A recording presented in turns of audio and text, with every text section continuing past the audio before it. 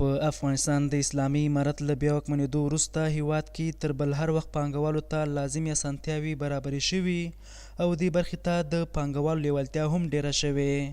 تازه د کندوز ولایت د صنعت او سوداګرۍ رئیس په دغه ولایت کې د یوه 3 ورځني صنعتي نندارتون په یوه څنډه کې وویل په نږدې راتلونکي کې هوډ لري چې یو ستر صنعتي پارک جوړ او سوداګرو ته ټولې اسانتیاوې پکې برابرې شي.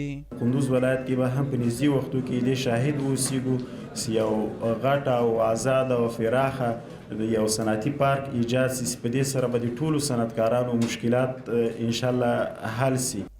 بل پلو بیا سوداګر د اسلامي امارت د دغه اقدام هرکلی کوي او وایي د یاد صنعتي پارک په رغېدو سره به د سوداګرو ستونزې هواري او پانګونې ته به د پانګوال لیوالتیا نور هم ډیره شي. دولت نه مده غوښتنه ده چې صنعتي پارک جوړ کړي، د خپلې فابریکې هلته په صنعتي پارک کې تجاران ځای پر ځای کړي. د دولت ته هم ګټه ده، هغه تجارانو ته هم ګټه ده.